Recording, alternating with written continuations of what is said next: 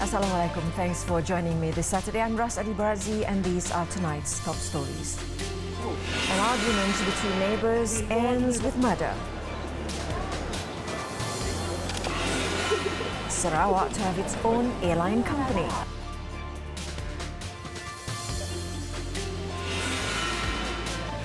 And Thai government takes steps to combat toxic air pollution.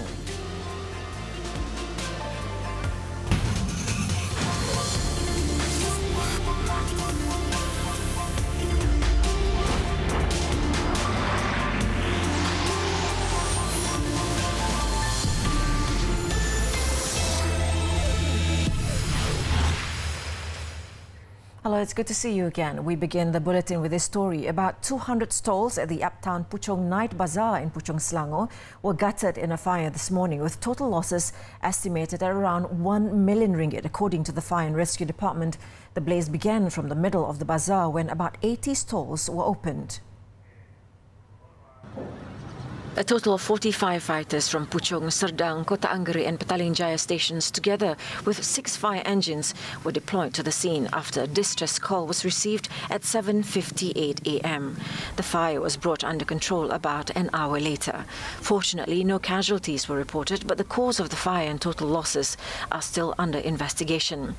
Meanwhile, Senator R. Suresh Singh, who represents Puchong MP Gobind Singh Dio, and Sri Serdang Assemblywoman Dr. Siti Maria Mahmud were present to render assistance.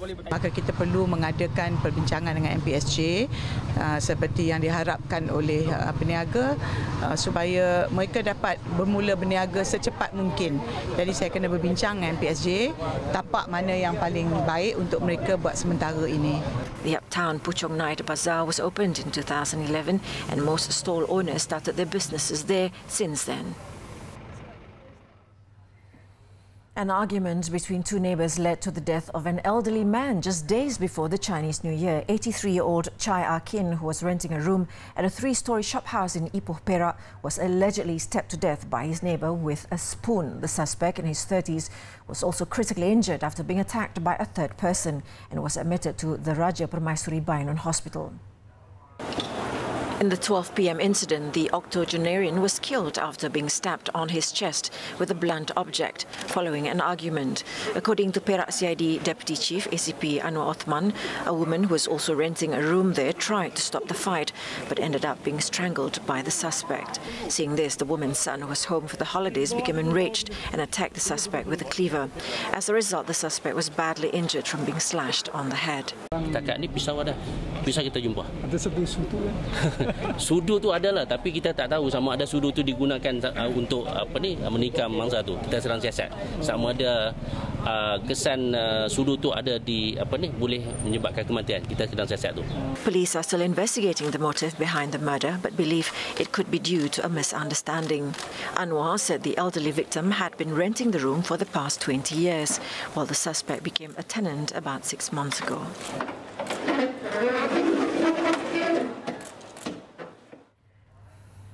We are now just days away from Chinese New Year, and yesterday we saw that traffic along major highways was slowly starting to build up. To give us more details on today's traffic updates, let's cross over to our reporter Sarah Abdullah, who is now at the Malaysian Highway Authority LLM in Bangi. So Sarah, what do you have for us? Thank you, Ras. Yes, due to the long holidays in conjunction with the Chinese New Year celebration, many would take this opportunity, not only those who celebrated, but also others, to go out of city and go back to their hometowns or go on vacation with their family members and friends. And in LLM, I was informed that traffic on several major highways was reported to be slow moving from morning. However, it started to clear in stages by evening. Traffic was moving slowly from Juru to Prai, Seberang Jaya to Prai, Rawang to Sungai Buaya, Bukit Tagar to Tanjung Malim, Slim River to Sungkai, Tapah RNR to Tapah, and also Gopeng. And also I can see from here that traffic was moving slowly in the area in the Menara Tunnel area, and it has been going on like this since evening.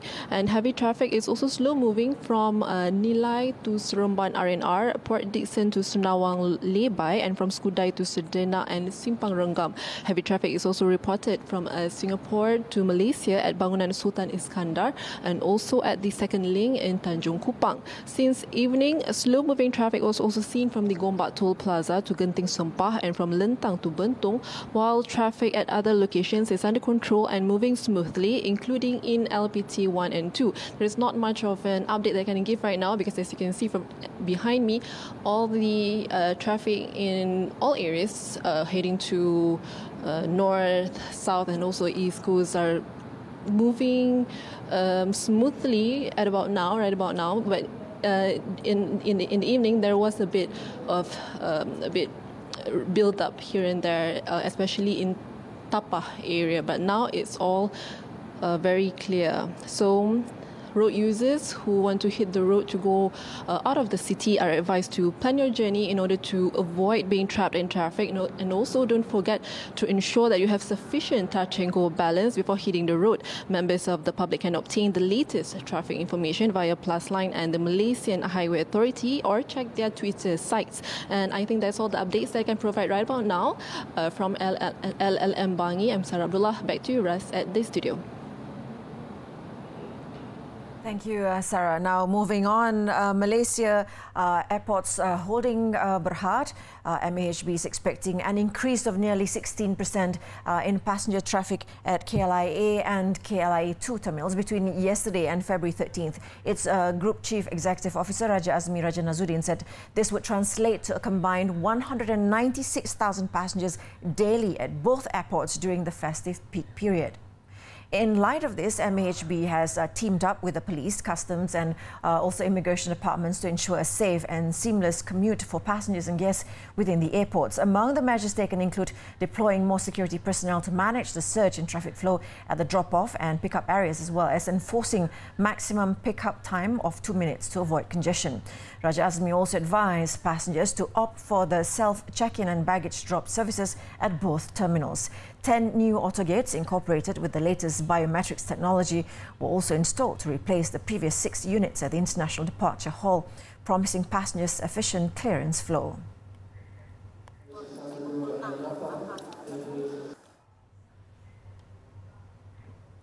The Sarawak government is serious about setting up its own airline company to connect the state with strategic locations in the region. Chief Minister Datuk Tinggi Abang Johari Abang Openg said the state was wealthy in terms of cultural heritage and nature attractions. However, limited air connectivity remains a challenge to further develop and boost its domestic and international tourism. But a lot of tourists now is point to point. I think we have to look at that. If you were to get the number of tourists, because you got attraction, the only problem is connectivity. Adalah through Singapore, but still they have to go from their own origin to Singapore to Kuching. So perhaps what we do, we have strategic point: Hong Kong, Bangkok, Manila, Jakarta, straight to Kuching. So we are looking into that. He noted that several airlines had opened up new routes to connect Sarawak to international destinations in the past. However, these routes were later pulled out by the airlines, much to his disappointment. As such, the Chief Minister believes a medium-sized airline would be sufficient to connect Sarawak to a few major and potential destinations. Residents around Bukit Lintang and Lukut in Kota Tinggi, Johor are growing restless as their neighbourhoods continue to be invaded by elephants since July last year. The uninvited guests have been terrorising crops in the 2 areas, resulting in huge losses for scores of local farmers over the 7-month period. Early today, 3 of the giant mammals were spotted roaming loose in a local resident's house compound at 4 a.m. Locals fear the persisting problem may put families of nearly 2,000 residents around Bukit Lintang, Sepak Hill and Kampung Lukut at risk if it gets out of hand. Saya cuma tengok daripada dalam bilik je lah. Kalau kita nak halau pun kekuatan kita tak ada. Itu je. Tapi tak ada rasa bimbang ke? Bimbang tu ada. Bimbang cuma dia ganggu ancaman pada orang lah. kita cuba membantu Perlitan sebenarnya, kan, Perlitan sebab Perlitan sendiri pun memang kurang anggota.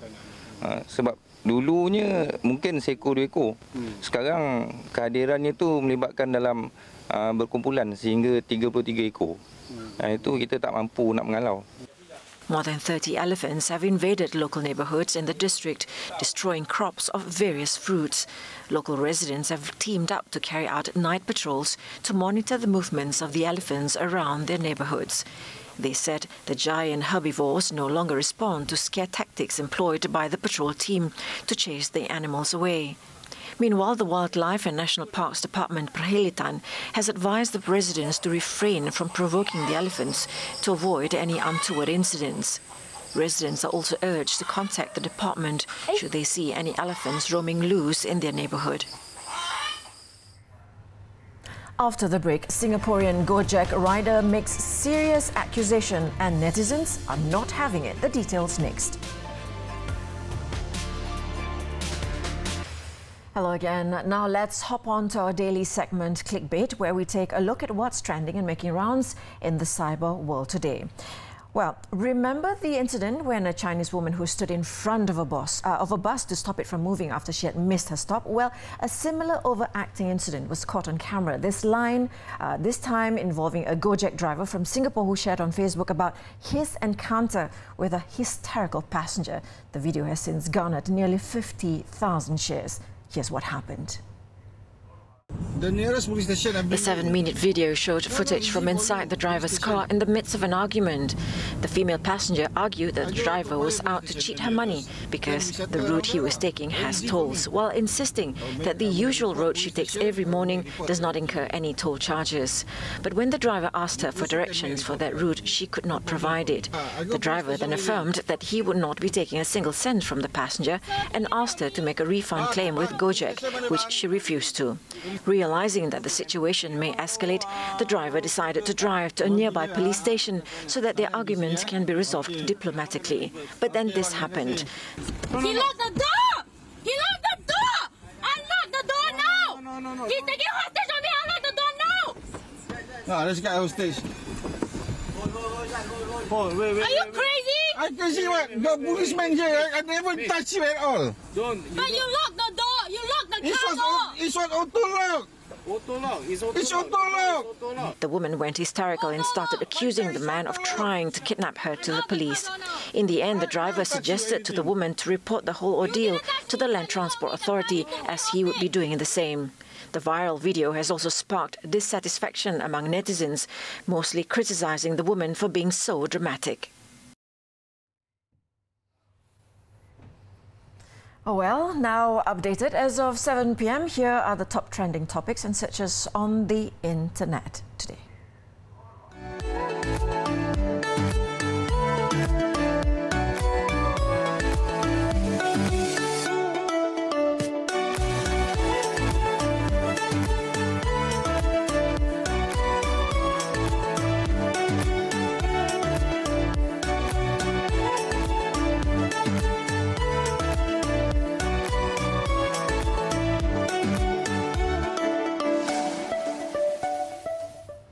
Autism is recognized as a developmental disability that needs public support and understanding. I should know that because I have a son who is autistic. But many are still unaware of the difficulties faced by autistic individuals, especially when they go out in public, as bright lights, loud noises and crowded spaces can cause autistic individuals to experience sensory overload, which can lead to aggression and self-harming behaviors. This inspired a shopping mall in Kuala Lumpur to become the first autism-friendly mall in the country. Zantia Rohaizat has the story.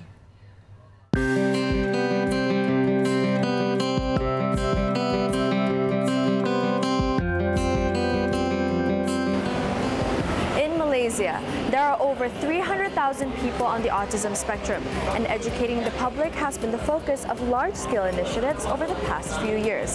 Thus, Sawi Putra Mall has decided to make itself autism-friendly every Tuesday from 10 a.m. to 5 p.m, an effort to provide an inclusive and comfortable shopping experience and, at the same time, to educate the public to be more accepting of the autism spectrum disorder, ASD. The initiative, dubbed Autism, in collaboration with Autism Behavioral Center, ABC, and National Autism Society of Malaysia, NASOM, aims to educate the public, advocate, and celebrate the autism community. There was one day when I sit down with one of my our business partner, together with my marketing team, we touched on this autism subject. And so coincident, when we talk about this, we realize each of us, we do have an immediate family members who is autistic kids, and it's about 1 out of 68 Malaysians are actually autism. So then we realized that this is very important. Autism has received numerous positive feedback since its launch in early January, with many hoping that more public places would follow suit. I think this is excellent, very good. You should have more malls doing all this so that people would be more aware and understanding of what autism kids are like. This kind of initiative, we hope more malls can do like this so that more family would bring out their children with autism, because many families are afraid to bring their autistic children or grandchildren out because they're afraid people don't understand and get upset. Every Tuesday, except public holidays, families with autistic kids who visit the mall can enjoy special services and privileges, such as dimmed lights and volume-reduced music, reserved parking spaces, a calm room for cases of a meltdown, sensory walls, and priority lane, as well as exclusive discounts at participating outlets.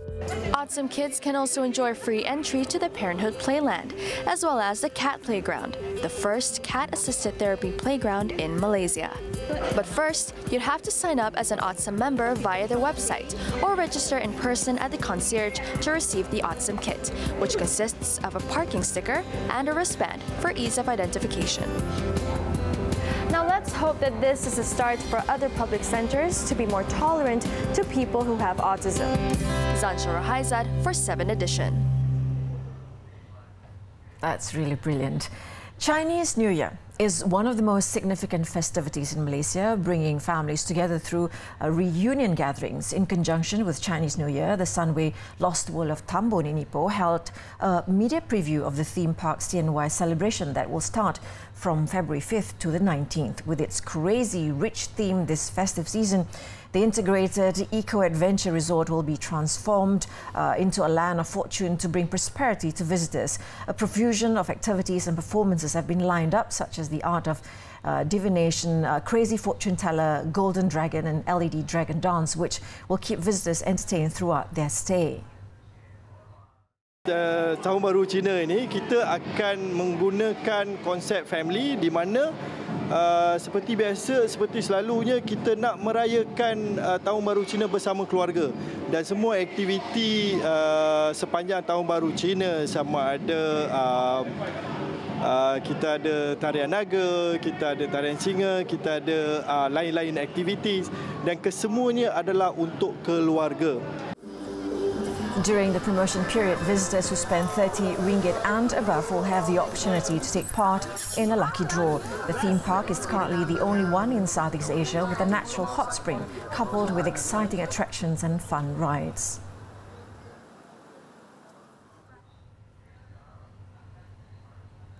With the much-awaited 2019 MotoGP World Championship to kick off soon, things are really heating up on the tarmac. So the new Petronas Sepang racing team took some time off from their training to hang out with local racing fans in Kuala Lumpur. This was not only for the multinational team to get to know their Malaysian fan base, but also for the racers to loosen up before the intense season begins. All right, Emma. The riders, who were introduced to the public for the first time on Monday, took part in a special meet and greet event held at Tapa Urban Street Dining near KLCC at 8 p.m. on Thursday. All five, namely Khairul Idampawi from Malaysia, Ayumu Sasaki from Japan, John McPhee from Scotland, Fabio Quartararo from France and Franco Morbidelli from Italy, were present for the up-close and personal experience. Interestingly, to introduce themselves to fans, the racers competed with each other to sell dishes that represent their respective cultures and countries from the food trucks at the venue. Profits from the sale would be given later to charity. The team also mingled and took selfies together with a crowd of about 200 people and gave away various prizes to lucky draw winners. Sudah pasti saya sangat excited untuk jumpa fan saya dan juga pada kawan-kawan saya pun ada yang datang. Jadi bagi saya fan ini memang sangat penting untuk saya, untuk support saya bila saya jatuh ataupun bangkit. One of the main things is the people inside the team are very experienced. They're very nice and friendly, and they called me and gave me a great opportunity to ride with a well-known and well-respected team in the past.